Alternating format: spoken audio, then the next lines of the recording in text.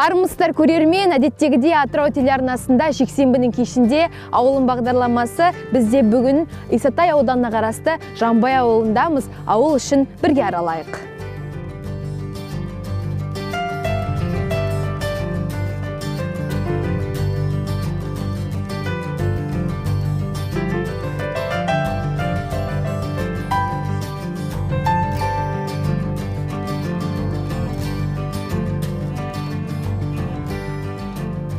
Жанбай ауылында қызыл балыққа арналған ескерткіш тұр. Бұл ауыл қазақ жеріндегі балық аулаумен айналысқан алғашқы қазақ балықшыларының құтты мекені. Балықты мекенге жергілікті рудың арғы аталарының бірі Жанбай батырдың есімі берілген.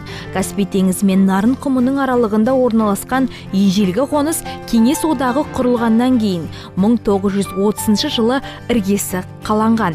Қызыл балықпен одаққа танылған ауылдан бүгінде теңіз алыстап кеткен. Сондықтан болар ырысты мекеннің тыныс тіршілігі өзгеше өріс тапқан. Мінеки біз Жанбай ауылдық округінің ішін аралап жүрміз. Бұл жерде ауылдық әкімдік бар, ішіне кірейік, адамдармен танысайық, кімдер бар екен.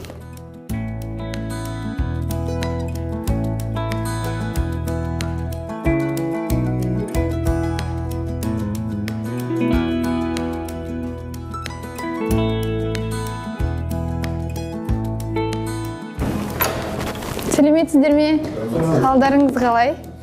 Біз қазір ауылым бағдарламасымен сіздерге келіп қалдық. Қазақтың арғы бергі тарихындағы ақтаңдақ жылдардың айшықты ізі. Іздеген кісіге мен мұндалап көрінеді. Ауылда ашаршылық жылдарындағы нәубеттен елді аман алып қалған құмаршыққа да арнайы ескерткіш қойылған.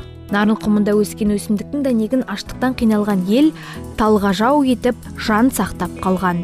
Жанбай ауылында 3500-дей халық тұрады. Оның 500-і отбасы, 260 ардагер тұрады. Қазіргі жағдайға қарағанда жағдайымыз өте жақсы деуге болады. Қаламен бірдей деп. Енді мына Жанбайда барлық условия бар. Тас жолымыз, жол светіміз, үйге кіріп тұрған газымыз, суымыз бәрі бар, қаламен бірдей. Қарттарымыз мезгілінде өзінің пенсиясын айдың 5-терінде алып тұрады.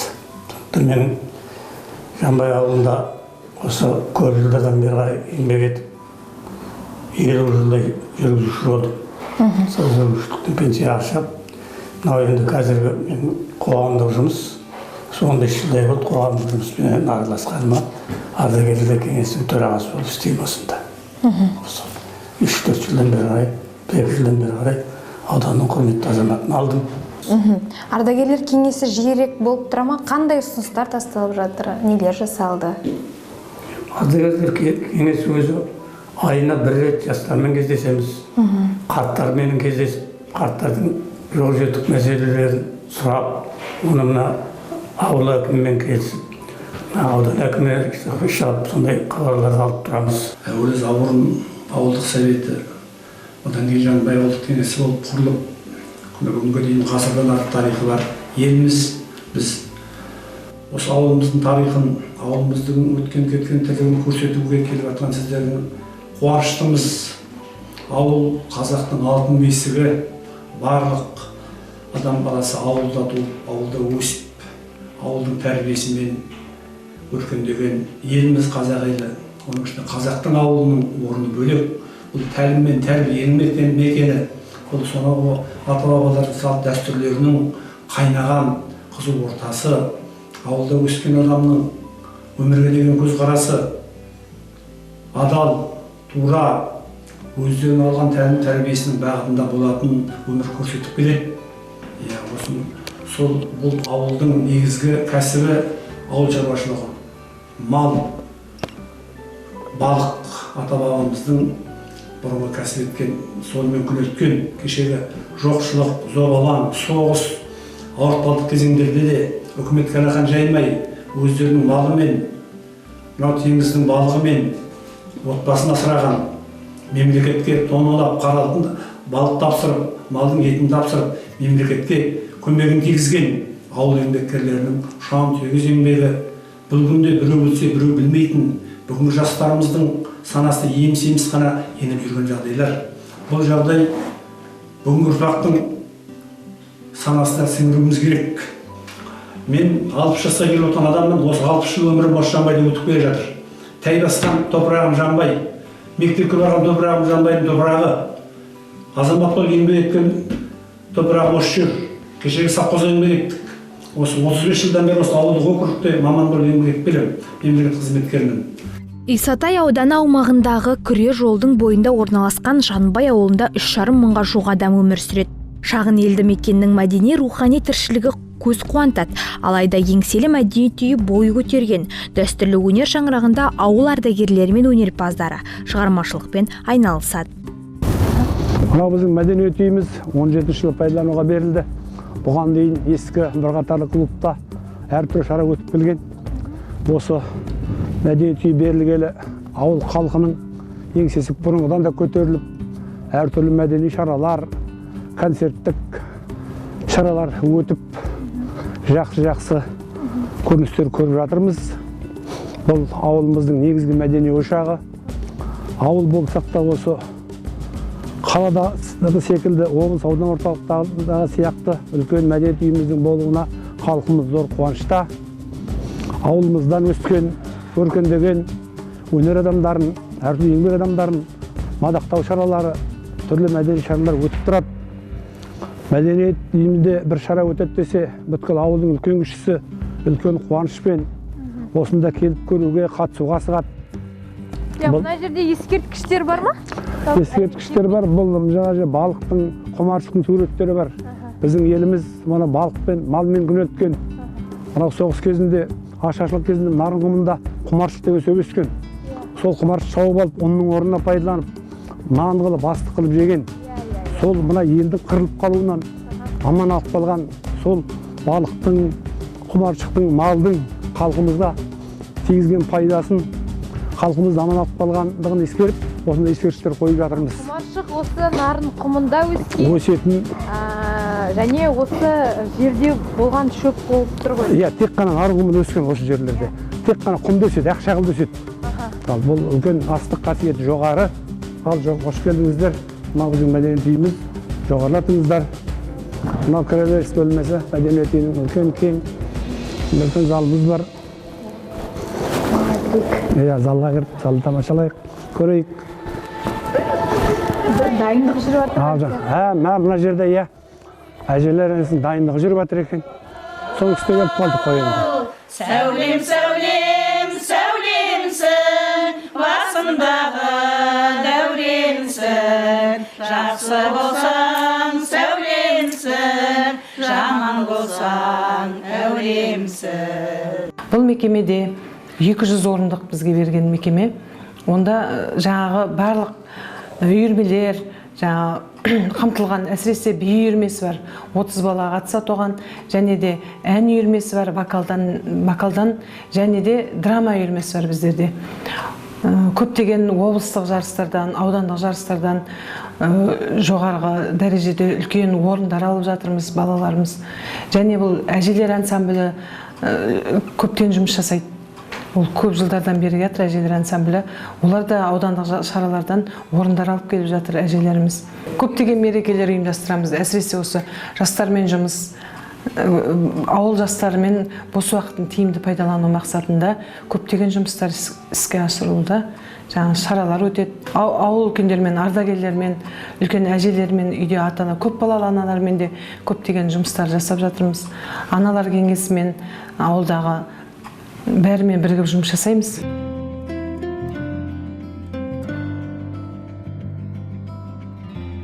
Мынау кітапхана, кітаптар орналасқан. Өткіл ауыл тұрғындары, мектеп оқушылары осы жерге келіп қажетті кітаптарын алып, сусындайды. Кітапхана қоры кең.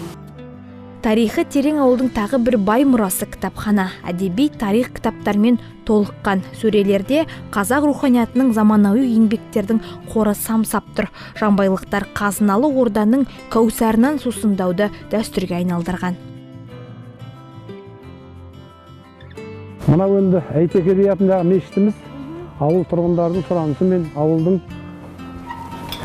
тұрғындары, достары, кәсіпкерлері барлығы осы бірігіп өз қаражаттарымен осындай Алланың үйі дейміз ғой, Алланың үйін салып, оған Әйтеке бидің кіші жүздің аға биі Әйтекенің есімін беріп, қазір мұнда имам жұмыс жасайды. Халық 5-ші жұма күндері жұма намазына жиналып, өздерінің Аллаға деген құлшылықтарын білдіреді, мейрам садақаларын салады. Және ол мешіт ауылдың жоқ жітік мұқтаж жетім жесім отбасыларына ара-тұра өзінің садақа көмегін ұйымдастырады.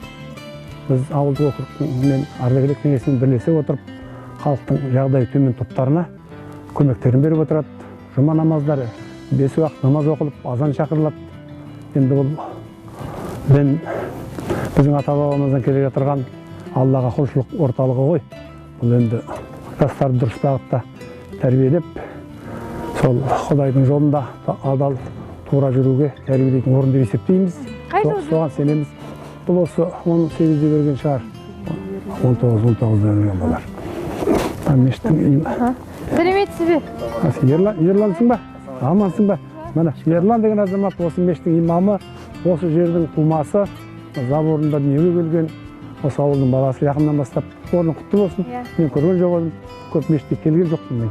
Айып етпеңіз енді, сыртынан түсіріп кетейік деп едік, көріп келе жатсыз. Шығарды ойладық. Құтты болсын. Рахмет. Барлығы сол халықтың игілігі үшін. Халықтың иман жолына бастап отырған жас ұрпақты Алла жолына адалдыққа, біреудің қиянат жасамауға, біреуге жаман ойламауға, халықтың салт дәстүрімен біріктіре отырып, жақсы саясатпен жүргізіп отыр. Жаңағы жастарға 5 уақыт намаз оқылады. Бұл енді біз соған үлкен сенім артамыз, жастарымыздың тәлімді, тәрбие, адал болып өсуіне үлес қосады деп сенеміз. Әрине.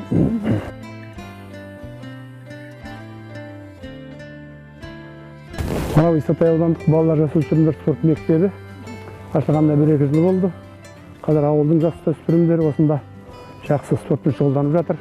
Бұған дейін де ауылымыздан спортпен шұғылданып, жақсы атақ алған жастар, оқушылар көп еді. Бұл қазір үлкен бізге жақсы орын болды. Ал, жоғарлатыңыздар.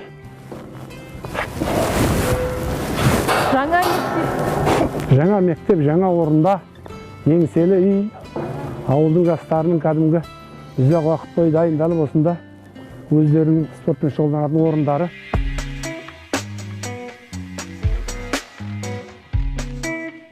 Жамбайлықтардың спорт саласындағы жетістігі де ел мақтанышына айналған. Ауылда соңғы жылдары заманауи үлгіде салынған спорт кешені жастарды халықаралық республикалық деңгейдегі дүбірлі додалардың байрақты бәсекелеріне баптап, қанаттандырып келеді.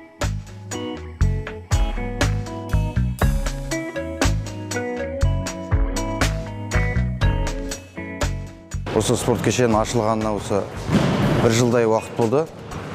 Қазір енді осы ауыл оқушыларымыз осында 8 түрінен спортпен айналысады.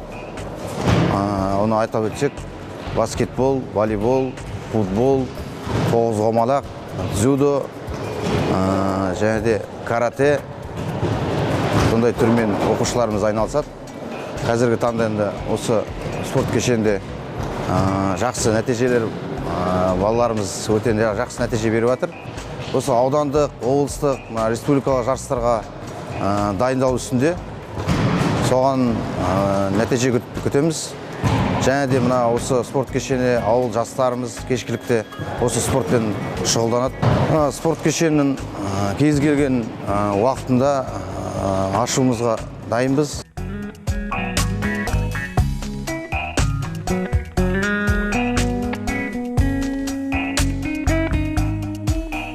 Сендерге шығармашылық табыс тілейін. Осы ауылды келіп аралап көрсетіп отырсаңыз бек рахмет. Қазақтың бесігі ауыл деп жатырмыз ғой. Әрдайым да осы ауылдың мәртебесі, ауыл халқының жағдайы жақсы болсын. Тыныш заманда өмір сүре беріңдер. Енді әрқашан біз енді біршама сіздермен осы ауылды араладық. Мен енді күн кешкірді. Сіздерге рахмет айтып, қоштасайын деп тұрмын. Сізге де көп рахмет. Бізге күн жағынан бізбен бірге болдыңыз, ауыл үшін таныстырдыңыз, көрсеттіңіз. Сізде аман болыңыз. Рахмет. Жағалар аман болсын. Рахмет. Әрқашан осылай бізге, елге, ауылға, өзіңіздің туған жеріңізге деген еңбегіңіз еленсін деп. Рахмет, сау болыңыздар. Аман болыңыздар. Сау болыңыздар. Рахмет, сау болыңыздар. Ал сау болыңыздар баршаңызда.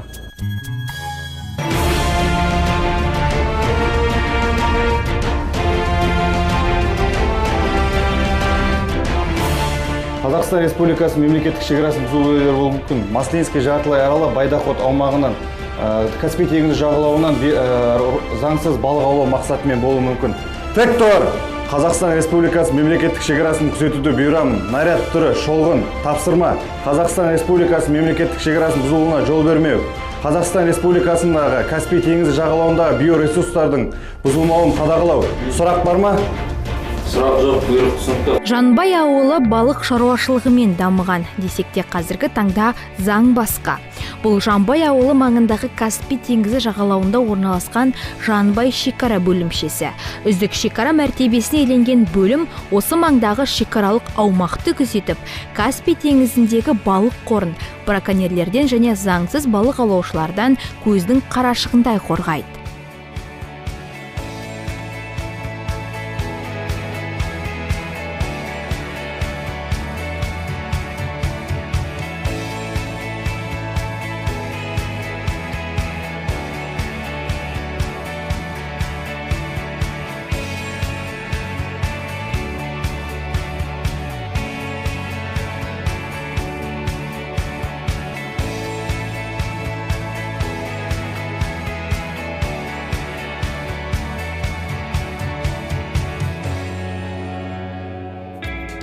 Ауылда жасөспірімдер үшінде бос уақытын тиімді өткізетін ойын сауық орталығы бар.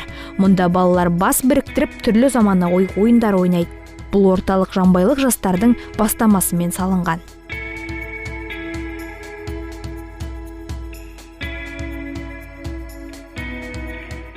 Біздер осы 2020 жылы жастардың бірлестік ұйымдастырумен арқасында осы белсенді қоғамдық қоры ашылды.